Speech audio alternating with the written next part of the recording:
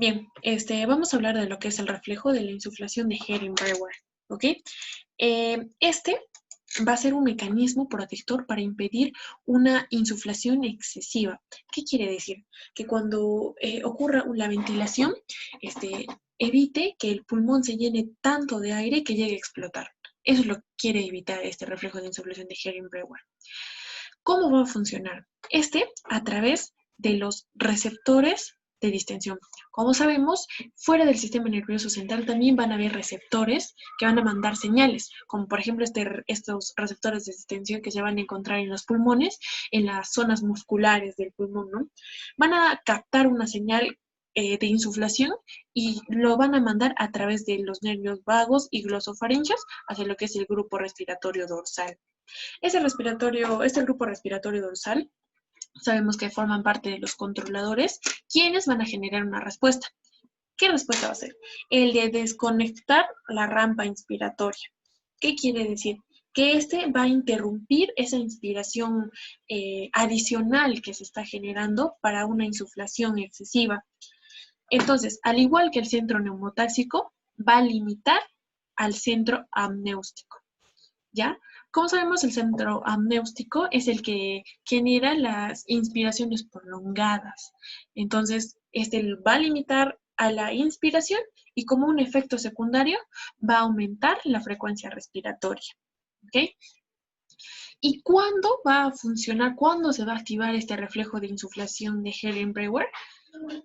Cuando el volumen corriente se triplique. Es decir, como sabemos, ¿no? Como sabemos, el volumen de corriente es 500 mililitros, entonces al triplicarse va a llegar a un volumen de 1.5 litros. Entonces, cuando llegue a este nivel de insuflación, es cuando el reflejo de Hering-Breuer va a activarse y va a impedir, ¿no?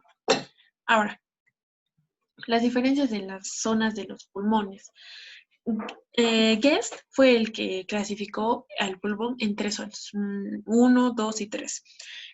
¿Por qué? Porque estos van a estar determinados por la gravedad, ya que si vamos a cambiar de posición, por ejemplo, nos vamos a echar, entonces estos niveles de presiones pues se van a igualar, ¿no? No va a haber ya esta diferencia. Esta clasificación de las zonas va a estar en función al flujo sanguíneo, porque tenemos que tener en cuenta que en el ápice el flujo sanguíneo va a ser mucho menor que en la base, ¿ya? Eso es importante para esta clasificación. Por ejemplo, en la zona 1, dice que va a haber una ausencia de flujo durante todas las porciones del ciclo cardíaco. ¿Qué quiere decir? Que, por ejemplo, este capilar sanguíneo va a estar sometido a 2 presiones, ¿ya? Va a estar sometido a 2 presiones. Estas 2 presiones van a ser una extravascular, que va a ser la presión alveolar, y una intravascular, que va a ser la presión sanguínea. En este caso de la zona 1, el capilar va a estar comprimido por la presión alveolar. ¿Por qué? Porque la presión alveolar va a ser mucho mayor que la presión sanguínea. Por ende, la va a comprimir y va a evitar ese flujo de sangre. Dice aquí en todas las porciones del ciclo cardíaco. ¿Qué quiere decir? Que durante la sístole y la diástole va a haber esa ausencia de flujo. Ahora, en la zona 2, dice flujo sanguíneo intermitente. ¿Qué quiere decir? Que durante la sístole y diástole va a variar, ¿no?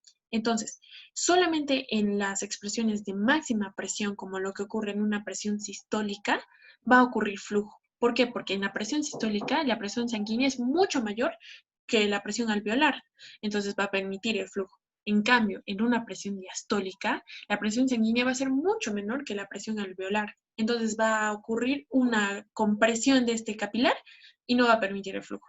Por eso se le compara con el pulso. Es intermitente, ¿no? Ahora, la zona 3 dice que el flujo sanguíneo es continuo. ¿Qué quiere decir? Que es un flujo ideal, ¿no? Que la presión extravascular, que es la alveolar, como la presión intravascular sanguínea, son iguales. Entonces va a haber un flujo continuo siempre. Eso es todo. Gracias.